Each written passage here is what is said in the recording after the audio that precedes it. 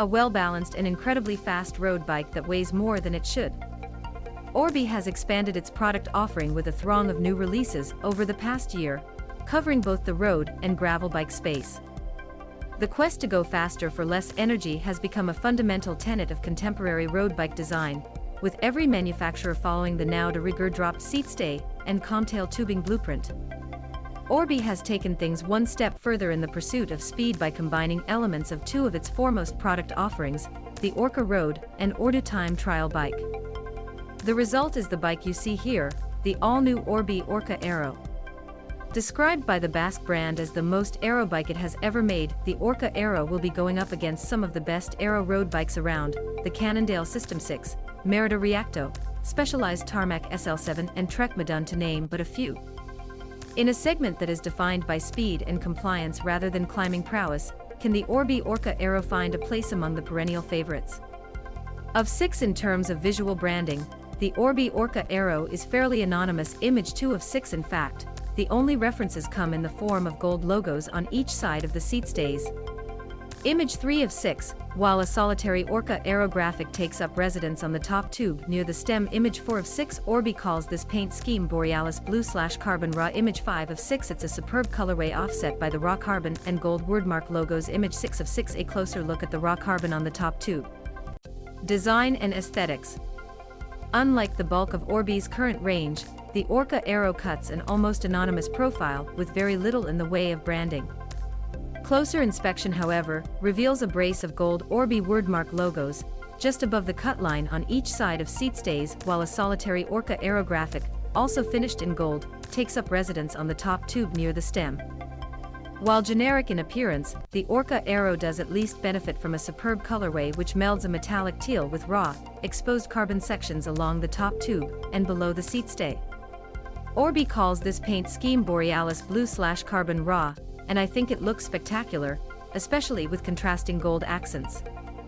Thanks to the internal routing in the frame and handlebar arrangement, the aesthetic is cable-free, which promotes a cleaner appearance. In terms of design, it shares much of its DNA with the Ordu Time Trial bike upon which it's based, so it gets a similar horizontal top tube and shaping treatment around the head tube and down tube, as well as the in-house developed aero bottle cage and frame storage system which fills the gap between the front wheel and down tube.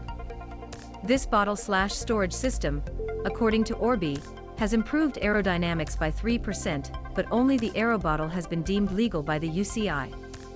It's not too pretty either, to be honest, but it is useful and can be completely removed if not to your taste. While the range spans 7 sizes, the geometry follows a somewhat different blueprint than the model it replaces. As such, it benefits from a lower stack height and shorter head tube, while the lowered, kinked chainstay configuration has culminated in a bigger bottom bracket drop, all of which has, according to Orbi, improved stability and outright speed. The brand claims a 1.5W improvement at 40 km per hour and 2.8W at 50 km per hour over the outgoing model. Of 8 handlebar setup is more traditional in application, as opposed to a fully integrated system. A rubber bar sheath is used to ensure cable hoses are secured and tucked away. Image 2 of 8, I ditched the stock Prologo Dimension T 4.0 for a Physik Antares Versus Evo R3 adaptive saddle. Image 3 of 8, the flatter profile is more comfortable than the semi-downward tilted tip of the Prologo. Image 4 of 8, Shimano's all-new 12-speed Ultegra R8100Di2 group set takes care of braking and shifting duties. Image 5 of 8, the chain set comprises a 52/36T up front. Image 6 of 8 and 11, 30T cassette at the rear. Image 7 of 8, filling the gap between the front wheel and the down tube. The aero bottle and storage system improve aerodynamics by a claimed 3%. Image 8 of 8, Wahoo's PowerLink Zero power meter pedals provide a platform from which to pedal. Specifications and build. Despite being the 4th model down from the range-topping M120iLTD, the Orbea Orca Aero M120iLTD is handsomely appointed and built around a Shimano Ultegra R8100Di2 grip set.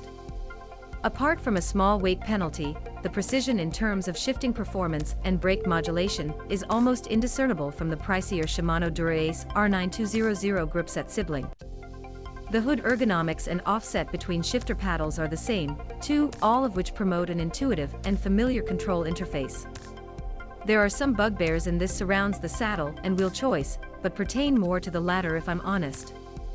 Our test bike came stock from the factory with Vision 40 SC wheels, a great rolling stock option, but way too shallow for a bike of this ilk. Something as deep as 50 mm should be the minimum requirement, and it's only the top two models in the Orca Aero range that follow this principle. After just a couple of rides, I swapped them out for Vision Metron 60 SL wheels wrapped in 25C Vittoria Corsa Grappene Tanwall tires. Not only did this addition lift the aggressive nature of the overall package, it immediately transformed the character of the bike.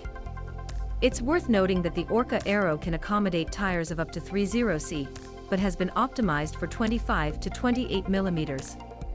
I found the stock Prologo Dimension T 4.0 saddle a bit uncomfortable, owing to the semi-downward tilt of the tip, and traded it for a flatter profiled Physik Antares Versus Evo R3 Adaptive, which improved things greatly. Other alterations included trimming the steerer, and removing several spacers, to help drop the front end and improve my on-bike positioning. The handlebar arrangement might go against the current Aero trends, utilizing a more traditional bar and stem setup as opposed to a fully integrated system, but the FSA ACR stem is adjustable, and has provision to internally house all hoses. And it's a pretty good combination if I'm honest. The bar itself has been fashioned for aero efficiency, and is naturally quite flat with pronounced edges at the rear that can cause some discomfort on longer rides. It's shaped in a manner that doesn't promote the best ergonomics. The perk of this particular configuration, however, hinges on the ability to adjust the bars and flip the stem, or swap them out entirely for something more personalized. The Aero bottle cage and frame storage system didn't bother me much. In fact, I found the storage system pleasantly adequate when it came to housing my spare tube, CO2 canister, tire levers and Allen key. Pro tip: it's worth properly arranging everything inside to avoid any annoying rattles. Of 8, the Orca Aero cuts through the air with ease and holds momentum in much the same way as a time trial bike Image 2 of 8 despite the traditional functionality. The handlebar setup is still aerodynamically optimized. Image 3 of 8 swapping out the stock Vision 40 SC wheels for Metron SL60s transformed the Orca Aero into a veritable rocket ship. Image 4 of 8 the Vision Metron SL60s were shod in Vittoria Corsa 25C tires. Image 5 of 8 frameset can accommodate tires of up to 30C. Image 6 of 8, but has been optimized for 25 to 28 mm. Image 7 of 8 proprietary Orbea Orca Aero OMX seat post is designed to be both aerodynamic and compliant. Image 8 of 8 stopping power comes in the form of Shimano's Ultegra R8170 hydraulic brakes. Ride, handling and performance. The Orbea Orca Aero is just sublime once up to speed. It cuts through the air with ease and holds momentum in much the same way as a time trial bike. Swapping out the standard Vision 40 SCS for something more suited to the frame architecture, the Metron SL60s in this instance, further improves the rate at which it heads for the horizon. This hunger for going faster and faster is an ongoing theme, and the Orca Aero makes light work of dismissing rolling hills. It's only when entering punchier topography or climbs in excess of 5 minutes or more that its weight starts to become apparent. Of course, weight isn't the only benchmark for performance in this segment, but a sub-8 kg build has become an expectation rather than a consideration. The complete build as pictured here tips the scales at 8.57 kg with pedals, which is nearly a full kilogram heavier than the Merida Reacto Team-E. At this weight, it's more in line with the 8.2 kg BMC Time Machine Road 012 and 8.63 kg Felt AR Advanced Ultegra Di2. Built for speed, Orbea claims a 15W improvement at 40 km per hour and 28W at 50 km per hour over the outgoing model. That said, the Orca Aero is an incredibly stiff yet compliant machine. In fact, Orbea has managed to strike an incredible balance between frame stiffness and compliancy with its OMX carbon fiber layup recipe. The company has strengthened the areas that matter most in this regard, the lower spine of the frame where torsional and lateral loads are at their greatest. As a result, power transfer is instant and the bike accelerates almost immediately when summoned, urging you to pedal harder, ride faster.